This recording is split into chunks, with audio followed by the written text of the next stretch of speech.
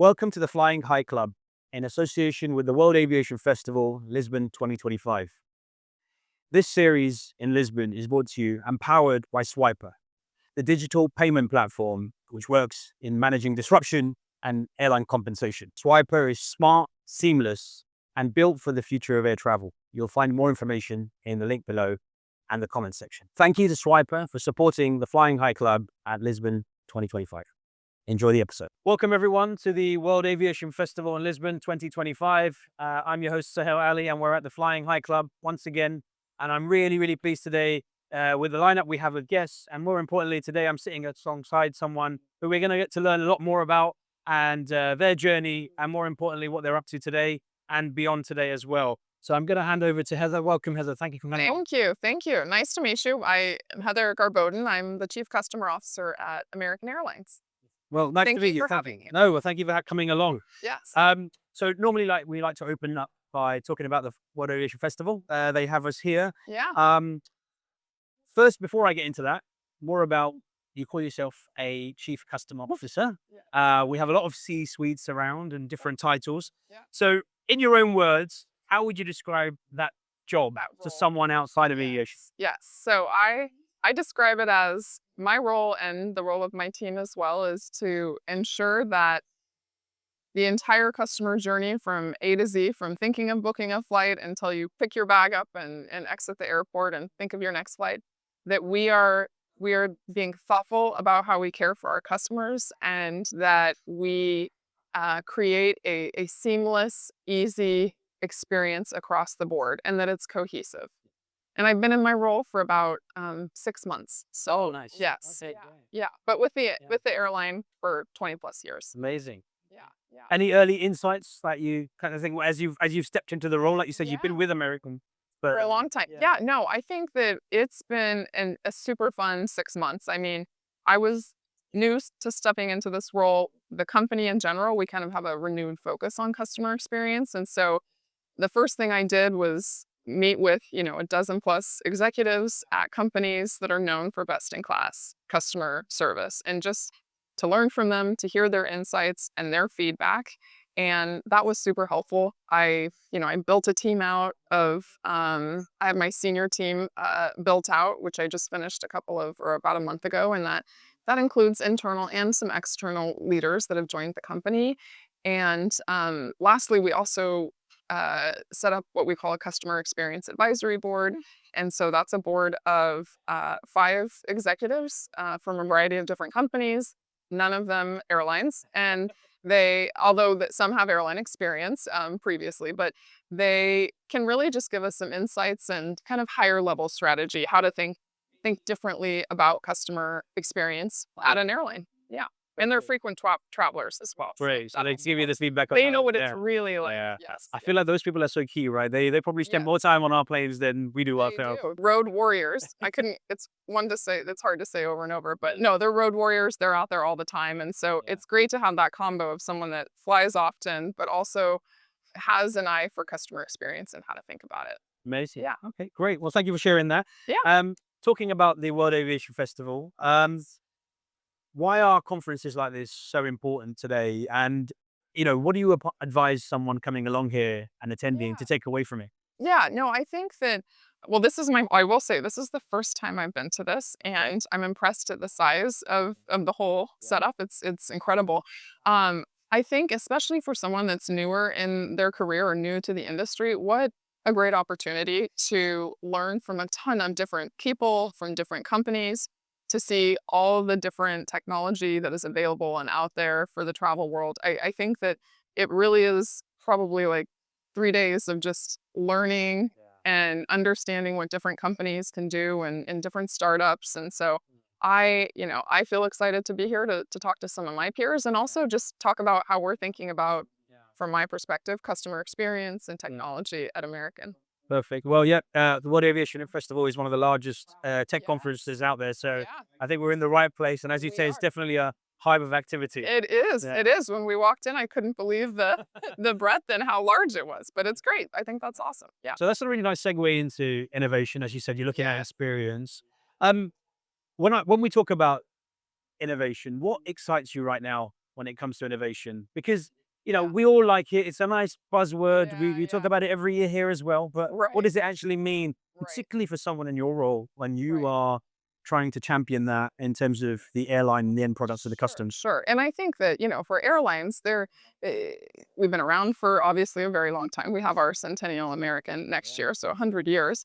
And so innovation happens, I think, a little bit differently at certainly some of the older airlines and the more established airlines that are out there. But we're constantly looking at what opportunities do we have to drive certainly, a better customer experience. I think when we think of digital tools, so and our app, we redesigned our mobile app a few months ago, and we're going to continue to enhance that. The app is our number one way to communicate with customers, and I'm sure younger generations, they prefer the app over any other tool, and so they are obviously a much larger, scope of our customer demographic now that will continue to grow, and so we want to be really responsive to that. I also think we have 120,000 plus team members, and so we really need to make sure that we have the digital tools that they need. And this is like a simple example. It's not recent innovation, but our pilots used to carry this flight book that was I want to say it was like 6 pounds or something. It was some crazy weight. And we've now replaced that with iPads across the board and even giving our flight attendants, tablets to interact with customers is so much easier. I think I think we have at American probably industry leading technology when you think about at the gate and boarding. Yes. And so we're constantly looking at different opportunities, and Gen AI is a huge buzzword right now. We launched a few weeks ago a tool called Destination Recommender, where instead of searching for DFW to London, you can search, where's the best place to go have a glass of wine in the fall, or where's the best place to golf in the winter. And Yeah. because I think how people start to search for flights is going to be very different, and especially a younger generation. They're already using a lot of ChatGPT, and search is starting to change pretty rapidly already. Yeah, it's very interesting you say that. I think, like you said, it's becoming very much experience based. It's Yes. like it doesn't have to be the destination; I know. it's the Where I'm atmosphere. used to like DFW, SFO, Yeah, that's kind of how I think about it. But yeah, no, it's exciting. yeah, It's an no, no, exciting brilliant. time. Yeah. Good Yeah. stuff. Okay. So you were talking about your team actually in your first 6 months in your role. So, as the new CCO, what has been your top priority when you're shaping that team? Yeah. Well, so I think I have my team kind of in three areas, and I think they're probably, this is how I view the more important areas of customer experience. First is just what we call customer experience design. So it's the end-to-end experience, it's the products that we offer, and that is very cohesive, like all service and product. The second area is digital customer experience. So this is anything that you're doing with our app, with a.com, any customer facing tools. And the third area is what customer insights basically. We have so much customer data and insights, we have social media listening, we have surveys that we send out. Of course, we have external sources of information to receive feedback on what customers are saying and how we compare to our peers. And so we have a whole team that's really focused on driving customer insights because um, customer investments aren't always black and white. And so we want to make sure we have really good data that is addressing their concerns and focused on what the pain points are with them, or, providing enhancements that we think they really value. And so those are kind of the three areas that I've set up within the team.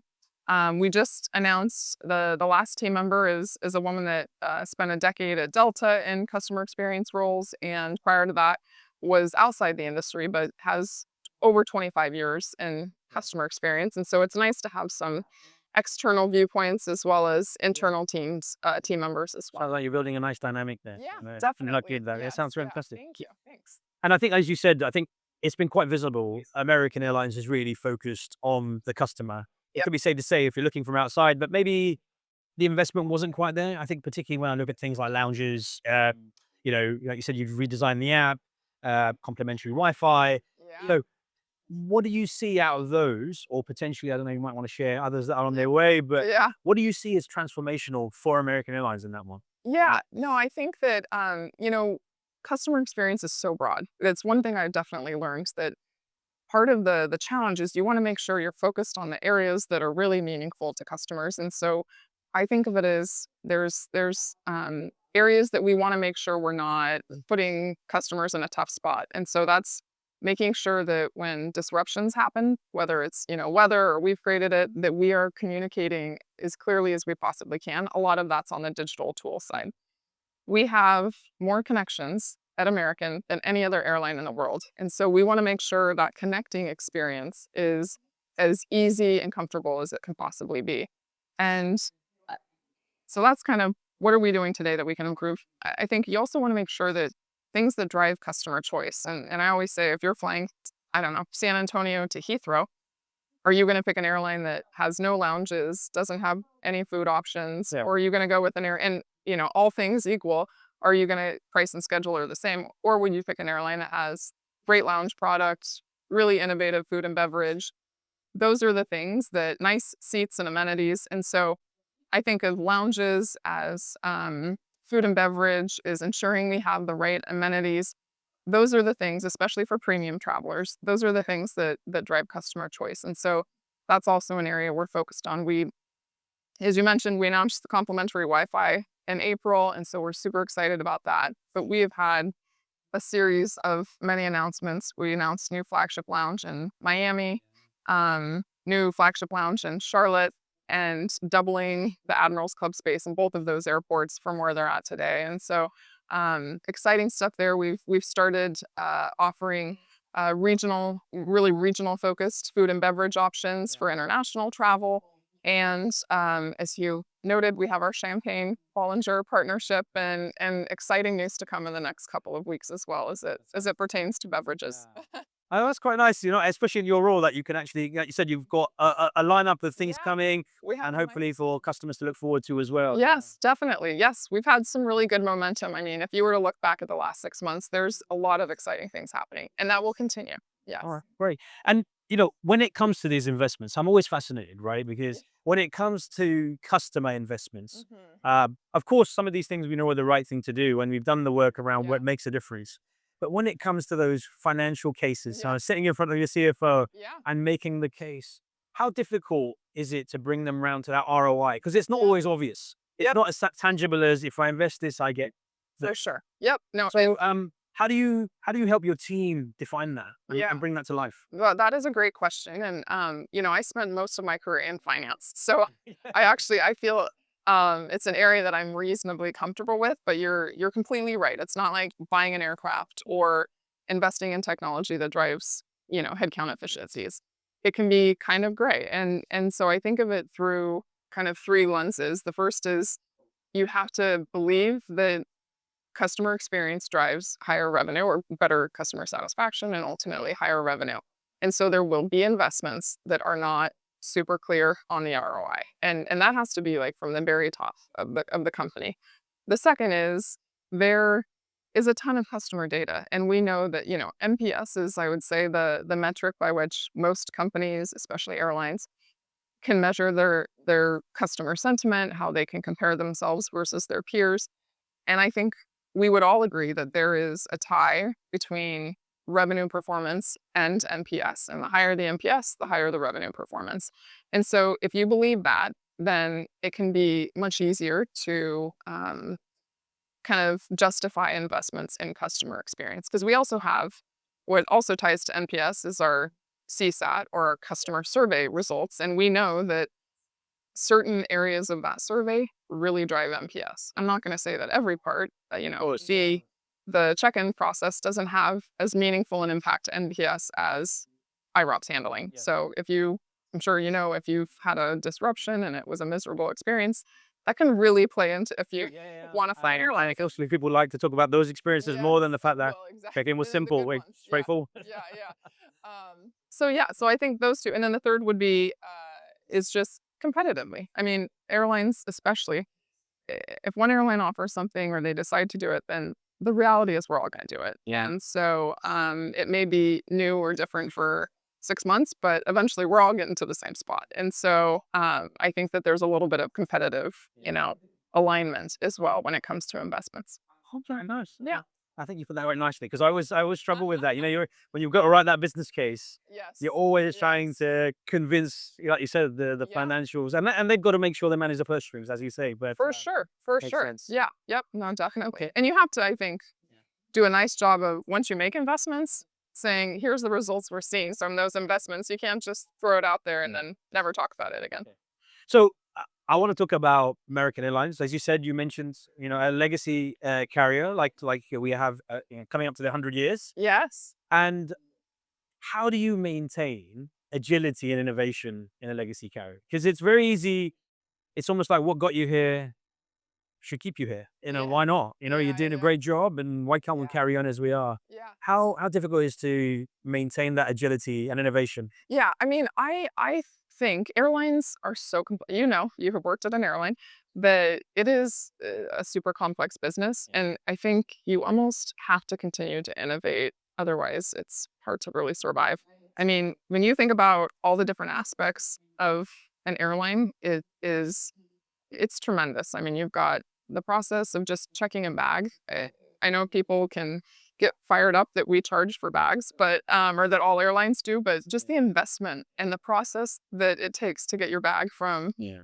the gate all the way or from the lobby to the aircraft and back to the belt, the baggage belt. There, and that's just one example. I mean, the whole industry overall, I think you have to be constantly innovating. And so for us, we are really focused as a company. I mean, we're always looking at ways to run a more efficient schedule and operation, and not necessarily because of cost efficiencies, but just so we can optimize. You know, we have an asset and an aircraft, and we want to make sure we can fly that as much as we possibly can. And so we're always looking at opportunities there. On the customer side, you know, Gen AI, that's AI. There's a ton of focus on that. We did I mention the destination recommender? Yes, Did you I did. mention Yeah, that? yeah, Yeah. yeah. So we have that out there. We're also really focused on personalization and making sure that, you know, hey, when you fly, are you someone that gets a Diet Coke every time, or do you always like to sit in 4B? You know, really understanding customer preferences, and I think that that's something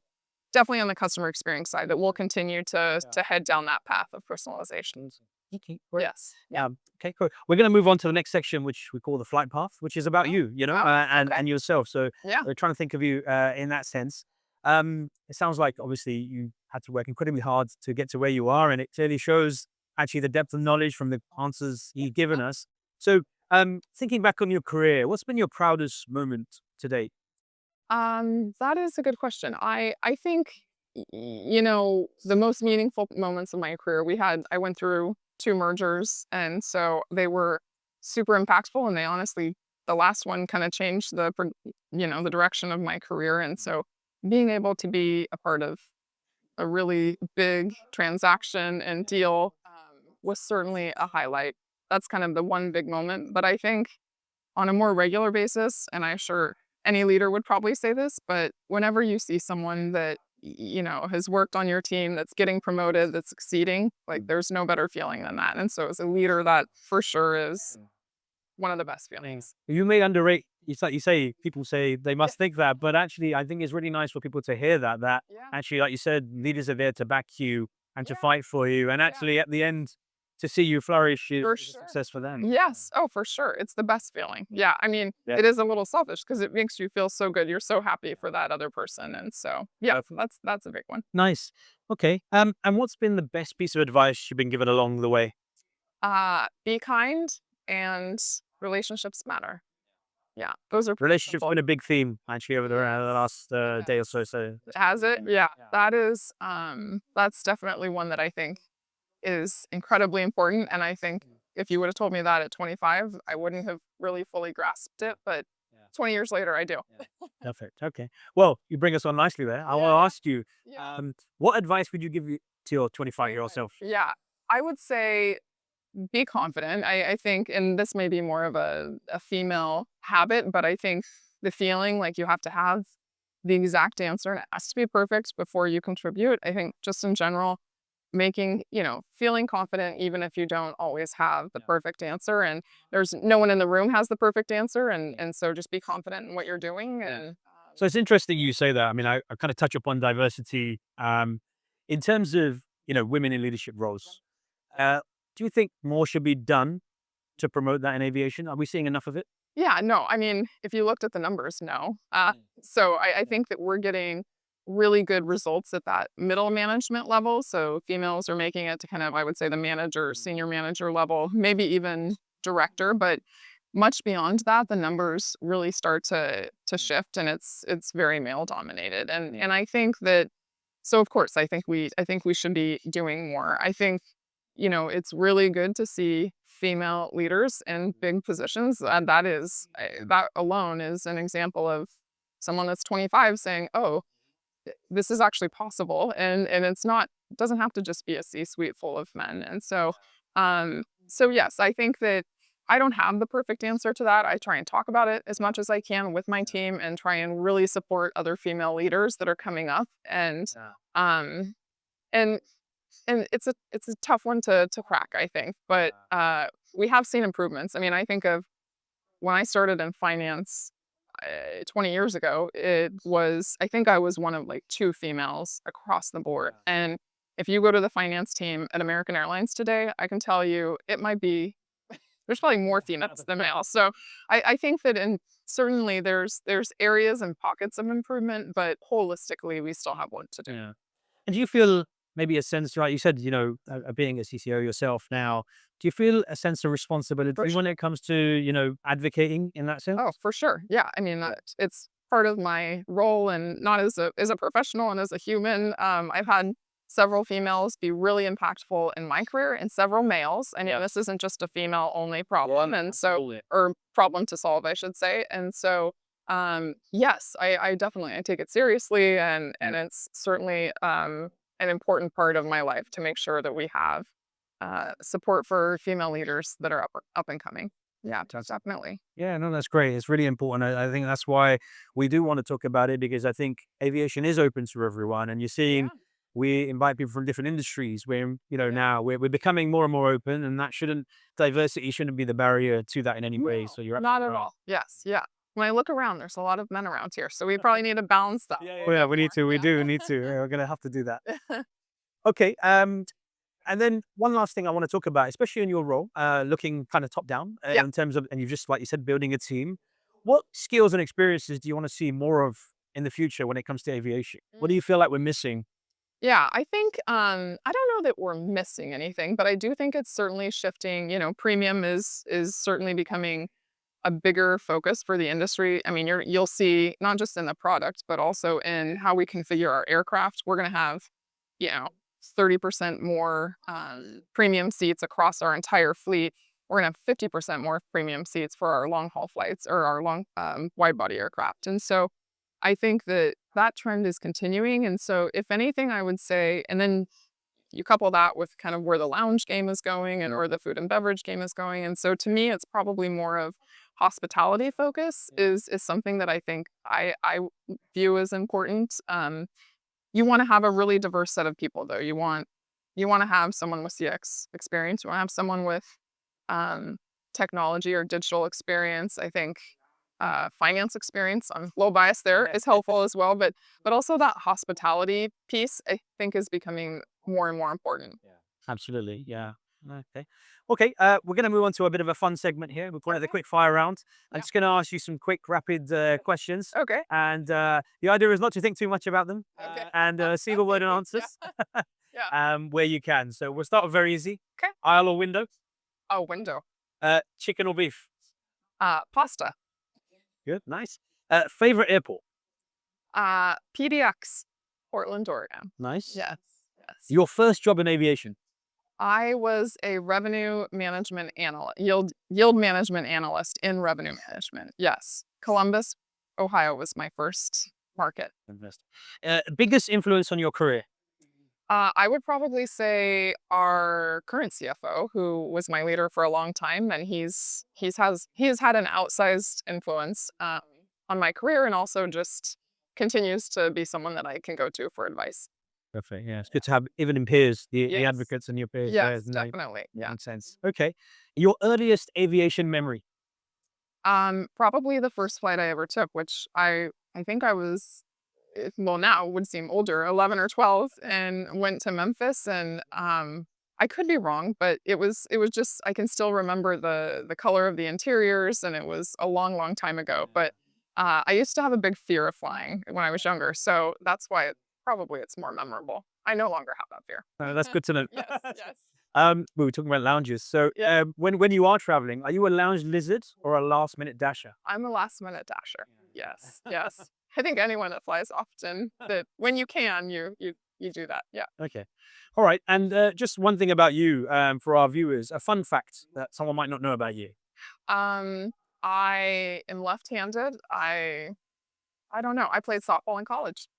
Yeah. Nice. Okay. There we go. All right. So look, there's been a really nice conversation where we've got to know more about what you've been doing, Yeah. your role, and especially what's going on at American Airlines. Sounds like an exciting time. Yeah. Just before we end, if there's one thing our viewers should take away from this chat, Yeah. what do you think that should be? I think that at American, we are, laser focused on enhancing the experience for our customers. It's one of our top priorities, and we have provided, if you look at the last 6 or 7 months, we've done a really nice job, I think, of delivering great improvements for them, and we're going to continue that. Fantastic. Well, it's a nice way to end, and Yeah. I think we'll get to know a lot more. I definitely want to try out your experience, the destination transformation. Recommender. Yeah. Absolutely, Yeah. that would be quite good. So, thank you very much for your time, Thank you, ladies Bob. and gents. A great experience there. A conversation with Heather, talking to us all about customer experience, which matters to us when we're flying, but also more importantly, understanding the kind of skills and the experiences required to make it in customer experience as well. So.